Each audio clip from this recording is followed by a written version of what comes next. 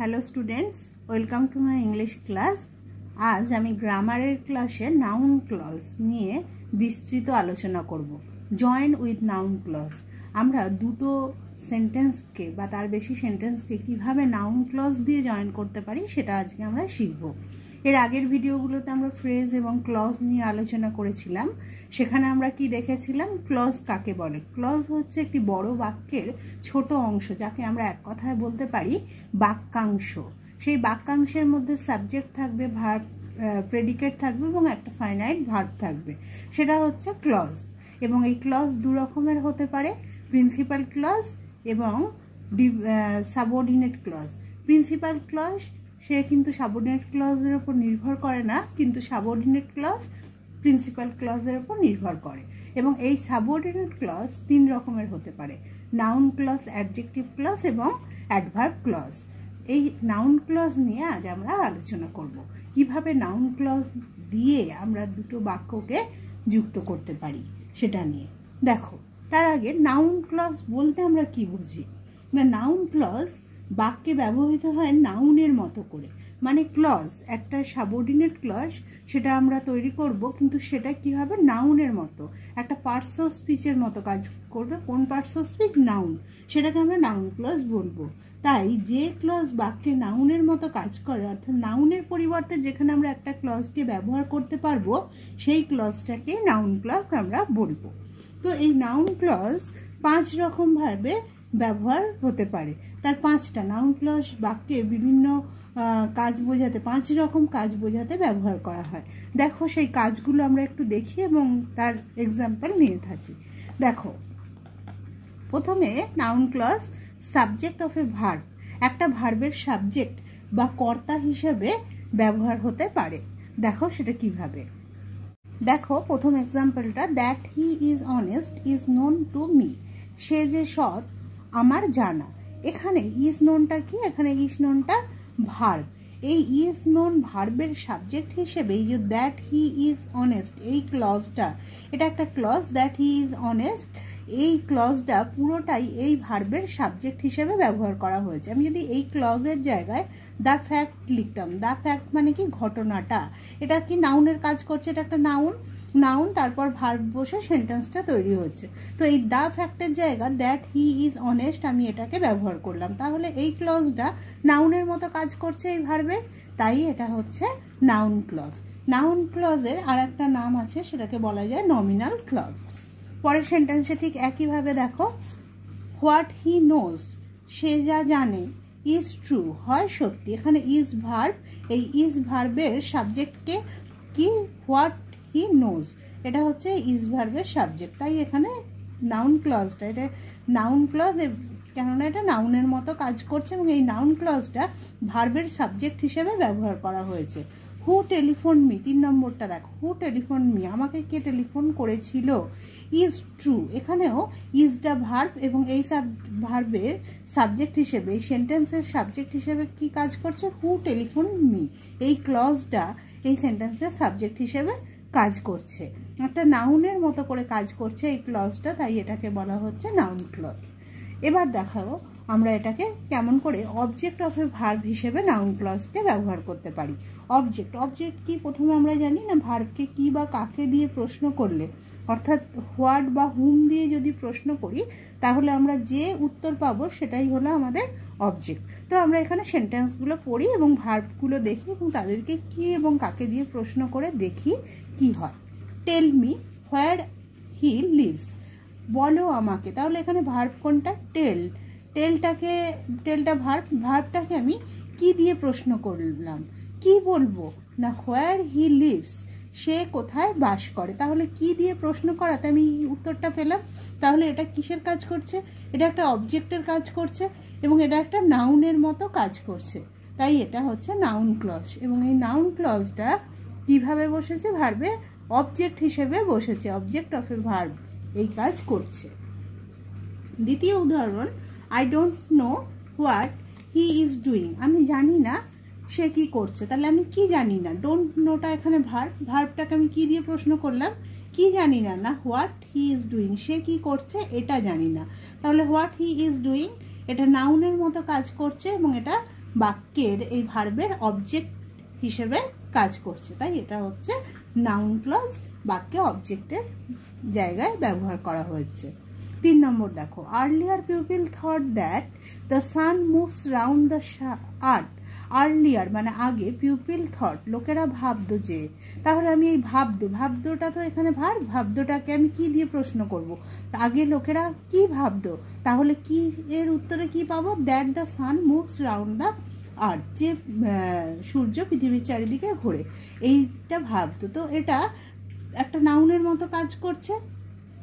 এই ভার্বটাকে আমি কি দিয়ে প্রশ্ন করে এই উত্তরটা পেলাম, তাই এটা একটা অবজেক্ট, তাহলে এটা নাউন ক্লজ এবং বাক্যে অবজেক্ট হিসেবে ব্যবহৃত হয়েছে। এরপরে দেখো নাউন ক্লজ আবার কিভাবে ব্যবহার হতে পারে। অবজেক্ট টু প্রিপোজিশন, মানে একটা প্রিপোজিশনের অবজেক্ট হিসেবে নাউন ক্লজ ব্যবহার হতে পারে। প্রথম সেন্টেন্সটা দেখো, it depends on how he works. এটা নির্ভর করে কিসের ওপর, সে কিভাবে কাজটা করছে। তো এখানে দেখো ডিপেন্ডস ভার্ব আর অন প্রিপোজিশন আছে, এই অন প্রিপোজিশনের পরে হাউ হি ওয়ার্কস এই নাউন ক্লজটা ব্যবহার হয়েছে, তাহলে এটা প্রিপোজিশনের অবজেক্ট হিসেবে ব্যবহার হয়েছে এই নাউন ক্লজটা। দ্বিতীয় sentence, please listen to what your teacher is telling. তাহলে এখানে লিসেন ভার্ব, তারপরে টু প্রিপোজিশন ব্যবহার হয়েছে, টু প্রিপোজিশনের অবজেক্ট হিসেবে এই নাউন ক্লজটা ব্যবহার হয়েছে, what your teacher is telling. 3 নম্বরে, I don't believe in what she said. তাহলে এখানে ইন প্রিপোজিশন, তার অবজেক্ট কি? হোয়াট সি সেড, তার অবজেক্ট হিসেবে এই নাউন ক্লজটা ব্যবহার হয়েছে। তাহলে নাউন ক্লজ যেমনভাবে সাবজেক্ট হিসেবে একটা ভার্বের সাবজেক্ট হিসেবে ব্যবহৃত হতে পারে, একটা ভার্বের অবজেক্ট হিসেবে ব্যবহার হতে পারে, তেমনি একটা প্রিপোজিশনের অবজেক্ট হিসেবে ব্যবহৃত হতে পারে। এরপরে দেখো 4 নম্বরে, complement of a verb. Complement হিসেবে, একটা ভার্বের কমপ্লিমেন্ট হিসেবে ব্যবহৃত হতে পারে। এবার কি কমপ্লিমেন্ট কাকে বলবো না, ভার্ব টু বির বিভিন্ন ফর্ম, মানে টু বি ভার্ব কোনগুলো, বি ভার্ব কোনগুলো আমরা জানি, প্রেজেন্ট টেন্সের বি ভার্ব অ্যাম, ইজ, আর, এবং পাস্ট টেন্সের বি ভার্ব হচ্ছে ওয়াজ এবং ওয়ার এবং বিন, এগুলো হচ্ছে বি ভার্ব। এই ভার্বগুলোর পরে যে নাউন বসে তাকে কমপ্লিমেন্ট বলা হয়। এই ভার্বগুলো অ্যাম, ইজ, আর, ওয়াজ, আর, বিন, এদের পরে যে নাউনটা বসছে সেটাকে বলা হয় কমপ্লিমেন্ট। কখনো কখনো নাউনের বদলে যখন আমি একটা ক্লজকে ব্যবহার করব, মানে এই ভার্বগুলোর পরে যদি কোনো ক্লজকে ব্যবহার করব, সেটাকে আমি তাহলে কমপ্লিমেন্ট বলবো। সেটা যদি নাউন ক্লজ হয় তাহলে নাউন ক্লজটা আমি কমপ্লিমেন্ট হিসেবে ব্যবহার করছি। উদাহরণের সাহায্যে দেখো, life is what we make it. জীবন হলো আমরা যেমন করে এটা বানাই। তাহলে এখানে এই ইজ ভার্বের পর হোয়াট উই মেক ইট এই ক্লজটা, এই নাউন ক্লজটা ব্যবহার হয়েছে। তাহলে এখানে নাউন ক্লজটা যেহেতু ইজ ভার্বের পরে ব্যবহার হয়েছে, ইজ ভার্বের পরে যদি একটা নাউন বসতো আমরা সেটাকে যেহেতু কমপ্লিমেন্ট বলতাম, তাহলে ইজ ভার্বের পরে যে ক্লজটা ব্যবহার করা হচ্ছে সেটাও তাহলে নাউন ক্লজ। 2 নম্বর, the hope is that she will return tomorrow. এখানেও দেখো আশা হলো যে সে আগামীকাল ফিরবে। এখানেও দেখো ইজ ভার্বের পরে যে কমপ্লিমেন্ট সেটা নাউন, কিন্তু এখানে যে ক্লজটা ব্যবহার করা হয়েছে সেটা হচ্ছে noun clause, that she will return tomorrow, যে সে আগামীকাল ফিরবে। 3 নম্বর, this is where Satyajit Ray had stayed. Is ভার্বের পরে এই ক্লজটা, where Satyajit Ray had stayed, এই হলো যেখানে সত্যজিৎ রায় ছিলেন। তাহলে ইজ ভার্বের পরে এই ক্লজটা নাউনের মতো কাজ করছে, তাই এটা নাউন ক্লজ, তাই এটাকে আমরা কি বলবো, কমপ্লিমেন্ট অফ এ ভার্ব। এরপর 5 নম্বরে বলছে, in apposition to a noun or it. একটা নাউনের অ্যাপোজিশন হিসেবে।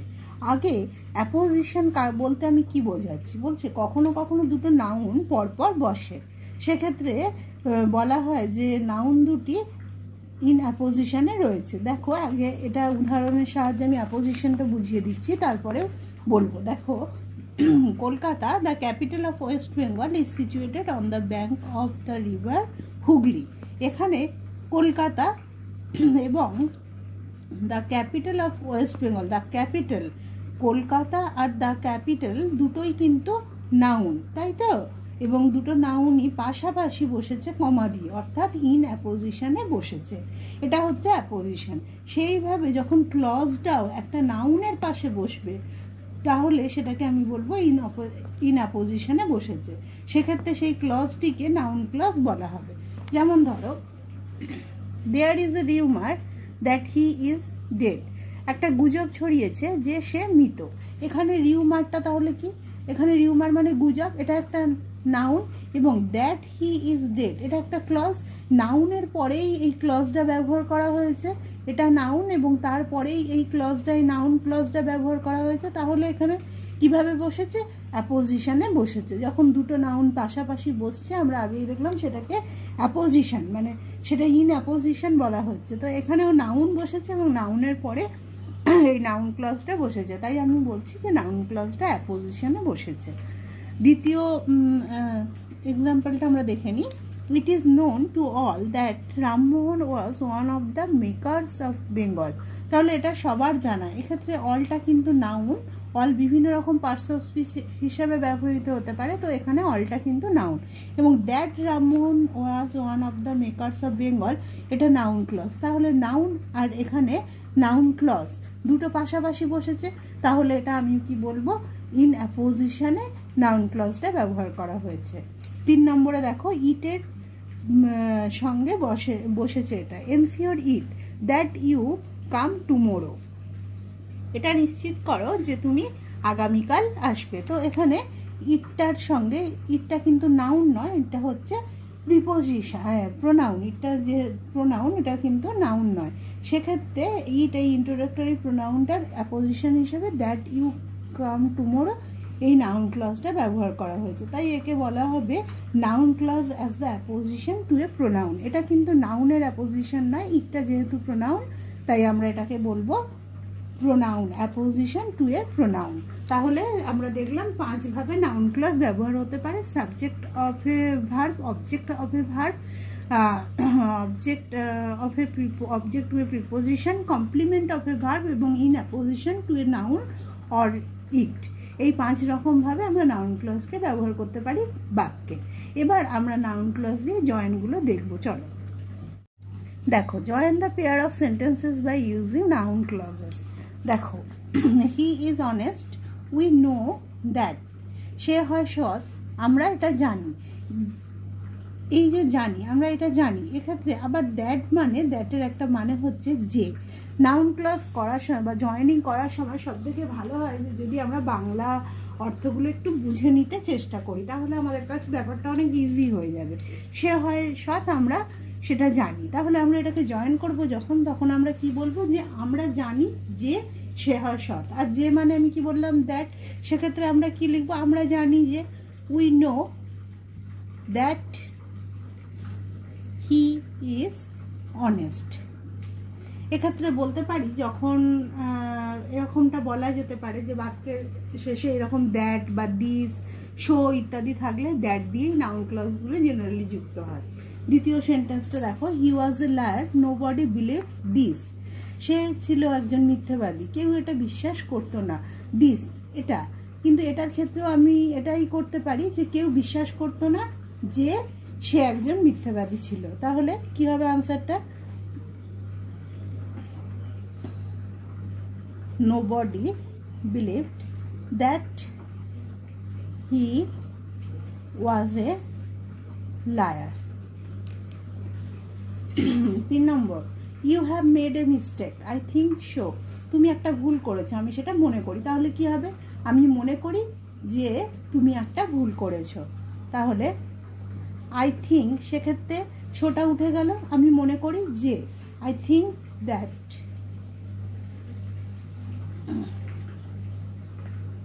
you have made a mistake. 4 নম্বরটা তাহলে একই রকম হবে, তোমরা নিজেরাই করে ফেলতে পারো, তারপর আমার আনসারের সাথে মিলিয়ে নাও। ইট মে রেন মানে বৃষ্টি হতে পারে, আই থিঙ্ক সো আমি এটা মনে করি, তাহলে আমি মনে করি যে বৃষ্টি হতে পারে, তাহলে আই থিঙ্ক দ্যাট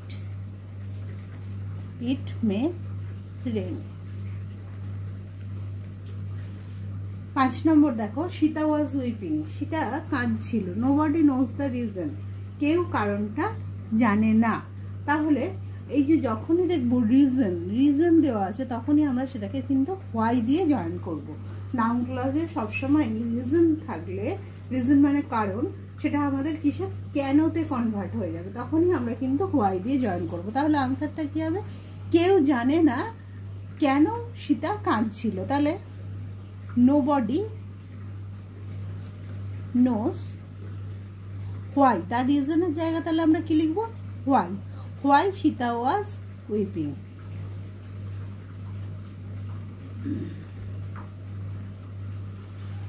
ছয়টা দেখো, everybody wants to know the reason, প্রত্যেকেই কারণটা জানতে চায়। টু ফ্রেন্ডস কোয়াল্ড ইয়েস্টারডে, দুজন বন্ধু গতকাল ঝগড়া করছিল। তাহলে এই যে দ্য রিজনের জায়গায় আমরা কি ইউজ করব? যেহেতু দ্য রিজন দেখতে পাচ্ছি তাহলে হোয়াই ইউজ করব। তাহলে কি লিখবো? Everybody wants to know why the two friends quarrelled yesterday.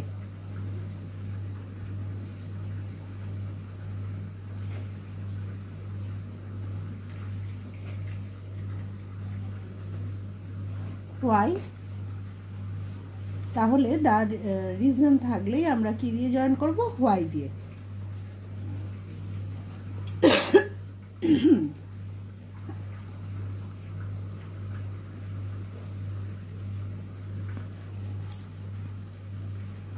সাত নম্বরটা দেখো, the train will arrive at a certain time, do you know the time, তুমি কি সময়টা জানো? এই যে টাইম আছে, টাইম বা এটা এই ধরনের সময় যখনই নির্দেশ করবে তখন আমরা কি দিয়ে জয়েন করব? When.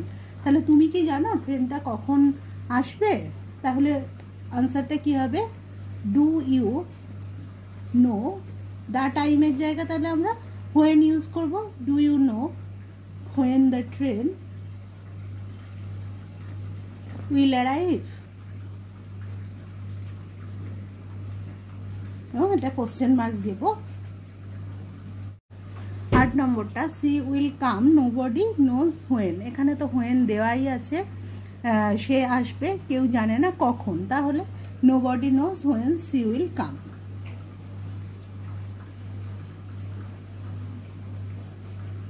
When she will come. এবার দেখো 9 নম্বর, you have solve the problem, তুমি সমস্যাটার সমাধান করেছো। No one knows the method of solving, কেউ পদ্ধতিটা জানে না কিভাবে সলভ করেছে। এবার যখন দ্য মেথড দেখবে তখন আমরা সেটাকে কি দিয়ে জয়েন করব? হাউ দিয়ে, মানে কিভাবে। তাহলে কি হবে? তুমি সমস্যাটার সমাধান করেছো, কেউ জানে না পদ্ধতিটা, তাহলে কি বলবো? কেউ জানে না কিভাবে তুমি সমস্যাটার সমাধান করেছো।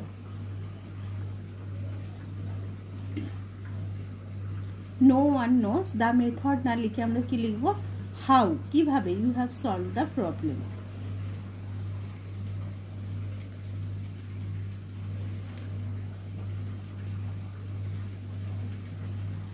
তারপরে 10টা দেখো, একই রকম ভাবে, Columbus made an egg stand on the its end, Columbus একটা ডিমকে দাঁড় করিয়েছিলেন। I will show his method, আমি সেই পদ্ধতিটা দেখাবো। তাহলে এখানে যেহেতু মেথড আছে তাহলে আমরা আবার কি দিয়ে জয়েন করব? হাউ দিয়ে। তাহলে আনসারটা কি হবে? আই উইল শো, এই হিজ মেথডের জায়গা আমরা কি ইউজ করব? তাহলে হাউ। তাহলে I will show how Columbus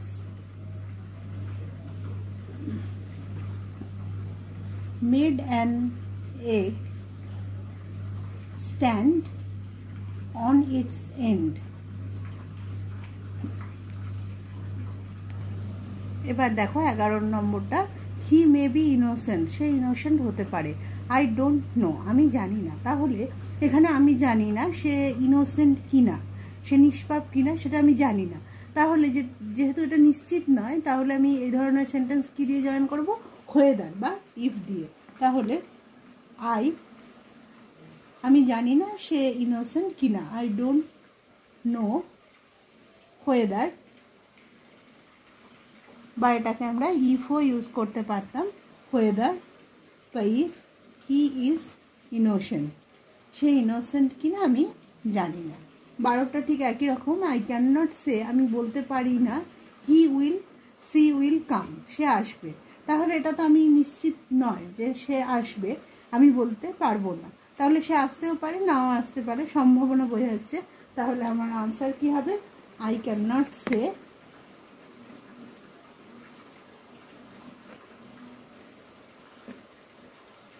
weather, বা ইফও ইউজ করতে পারি আমরা, সি উইল কাম, সে আসবে কিনা আমি বলতে পারি না। আজ আমরা এই পর্যন্তই নাউন ক্লজ দিয়ে জয়েন আলোচনা করলাম।